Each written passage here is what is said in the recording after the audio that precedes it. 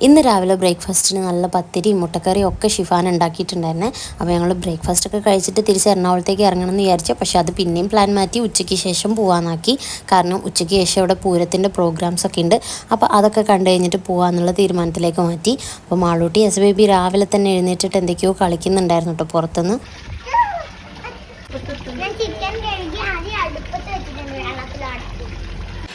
എന്താ മാളോ വടിയൊക്കെ കേൾക്കുന്നേ. അപ്പൊ പട്ടിയെ തല്ലാൻ വേണ്ടി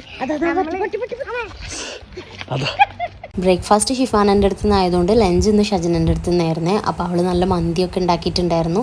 അപ്പോൾ ഞങ്ങൾ ചെന്നപ്പോഴേക്കും മാളൂട്ടി ഈശാനും കൂടെ സാലുക്കാക്കൻ്റെ കൂടെ സാറ്റൊക്കെ കളിക്കുന്നുണ്ടായിരുന്നേ. അങ്ങനെ മന്തിയൊക്കെ റെഡി ആയിട്ടുണ്ട്. അപ്പോൾ ഞങ്ങൾ എല്ലാവരും കൂടെ അങ്ങനെ ഉച്ചയ്ക്ക് ഒന്നിച്ചിരുന്ന് മന്തിയൊക്കെ കഴിച്ച്. പക്ഷേ ഇന്ന് തിരിച്ചു പോകേണ്ട ദിവസമായതുകൊണ്ട് ആർക്കും വലിയ മൂഡൊന്നും ഉണ്ടായിരുന്നില്ല.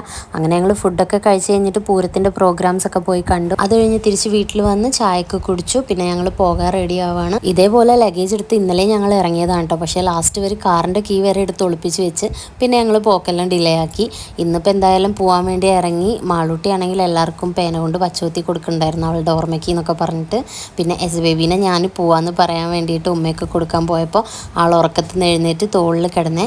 ആര് വിളിച്ചിട്ടും പോകുന്നുണ്ടായിരുന്നില്ല. ഇത്രയും ദിവസം ഇവിടെ ഉണ്ടായിട്ടും ഇന്നാണ് ഇങ്ങനെ ഒരു അറ്റാച്ച്മെൻറ്റ് ആളെന്നോട് കാണിക്കുന്നത്. പക്ഷെ അത് ഉറക്കത്തിലാണെങ്കിലും കുറച്ച് നേരം കൂടെ അവൾ എൻ്റെ തോളിൽ അങ്ങനെ കിടന്നിട്ടുണ്ടായിരുന്നെങ്കിൽ ഞങ്ങളവിടെ നിന്നേനെ ചിലപ്പോൾ. പിന്നെ എന്തായാലും പോകണല്ലോ എന്ന് കരുതി അവിടെ നിന്ന് എല്ലാവരോടും യാത്രയൊക്കെ പറഞ്ഞിറങ്ങി.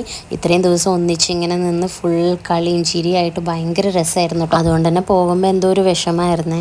അപ്പോൾ ഇനി നമ്മൾ പുതിയ വിശേഷങ്ങളൊക്കെ ആയിട്ട് അടുത്ത വീഡിയോയിൽ കാണാം. അതുവരെ ബൈ ബൈ.